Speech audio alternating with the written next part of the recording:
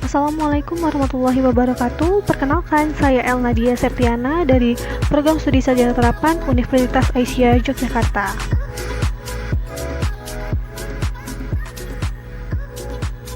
Nah, di sini kita akan membahas 5 soal pilihan ganda vignette dengan topik masa nifas. Let's get started.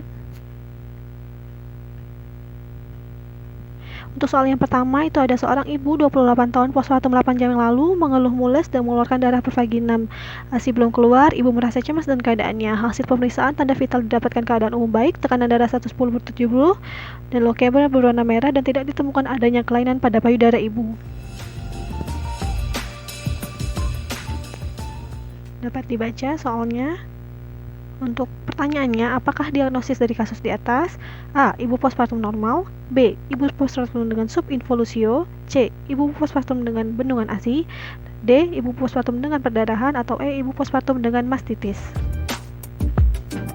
Jawabannya itu A. Ibu postpartum normal, karena menurut Dewi Maritalia, pada ibu yang baru pertama kali melahirkan, ASI kemungkinan baru akan keluar sekitar 3 hingga 4 hari usai persalinan.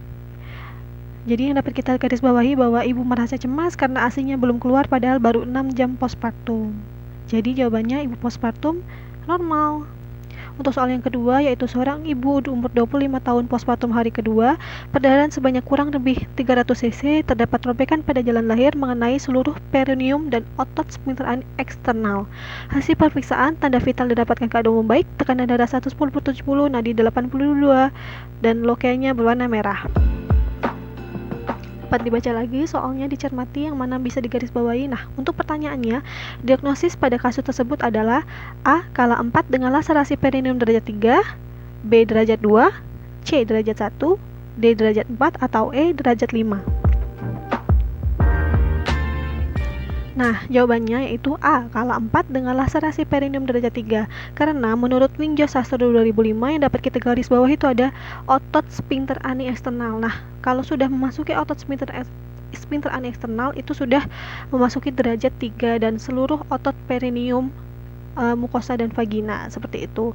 Nah, lanjut untuk soal nomor 3, yaitu seorang ibu usia 23 tahun postpartum hari ke-6 datang ke klinik dengan keluhan lemah limbung, berkeringat dingin, menggigil. Ibu mengatakan bahwa persalinan dilakukan dengan bantuan dukun dan keluar darah banyak sekali. Pada pemeriksaan tanda-tanda vital, tekanan darah 90/70, respirasi 20, nadinya 85 dan suhu 36,5. Pemeriksaan HB didapatkan 9. Nah, untuk pertanyaannya, diagnosa pada kasus tersebut adalah A. Perdarahan postpartum primer, B. Perdarahan postpartum sekunder, C. Perdarahan dini, D. Perdarahan antepartum, atau E. atonia uteri. Jawabannya yaitu B. Perdarahan postpartum sekunder. Kenapa? Karena perdarahan postpartum sekunder itu atau late postpartum hemorrhage, perdarahan yang terjadi sesudah 24 jam pertama dengan jumlah 500 cc atau lebih. Kriterianya itu seperti yang di soal tadi itu sama, pucat, dapat disertai dengan tanda-tanda syok, bisa dibaca lagi ya. Nah, lanjut ke soal nomor 4, yaitu seorang ibu usia 28 tahun melahirkan normal 4 hari yang lalu datang ke BPM mengeluh payudara terasa panas, keras, besar, dan kadang terasa nyeri, badan terasa meriang, panas, bahkan lemas. Pemberian ASI pada bayi diajari oleh mertuanya. Untuk hasil pemeriksaannya bisa dibaca, tekanan darah 110/70, suhunya 38, respirasinya 20. Nah, pertanyaannya, diagnosa pada kasus tersebut adalah A. Postpartum dengan infeksi nifas, B. Postpartum 4 hari normal, C. Postpartum dengan mastitis, D. Postpartum dengan abses payudara, atau E. Postpartum dengan bendungan payudara. Untuk jawabannya yaitu postpartum dengan bendungan payudara. Kenapa? Karena gejala yang biasa terjadi pada bendungan ASI antara lain payudaranya penuh tadi, terasa panas, berat, dan keras, terlihat mengkilat meski tidak kemerahan. Seperti itu, makanya bisa bendungan payudara dan bukan mastitis dan lain-lain. Untuk soal yang terakhir, yaitu seorang ibu umur 23 tahun mengatakan 6 jam yang lalu melahirkan anak pertama secara normal dengan berat 3000 gram. Saat ini mengeluh lelah, perut mules, dan belum BAK. Hasil pemeriksaan didapatkan tekanan darah 120/70, nadi 90, suhu 37 derajat Celcius, dan pernafasannya 24 kali per menit. Bisa dicermati ya soalnya. Nah, untuk pertanyaannya, berapakah tinggi fundus uteri normal ibu saat ini?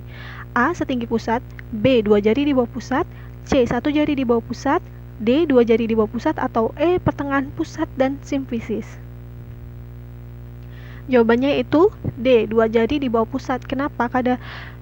Di sini bisa dibaca, pada bayi lahir fundus uteri teraba 2 jari di bawah pusat dengan berat 1000 gram. B. Pada akhir kala 3, tinggi fundus uteri teraba 2 jari di bawah pusat.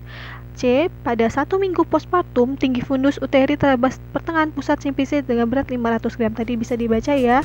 Ini sudah selesai, kita bahas 5 soal tadi. Apakah ada yang bertanya? Mohon maaf apabila cepat-cepat karena hanya 5 menit. Semoga bermanfaat.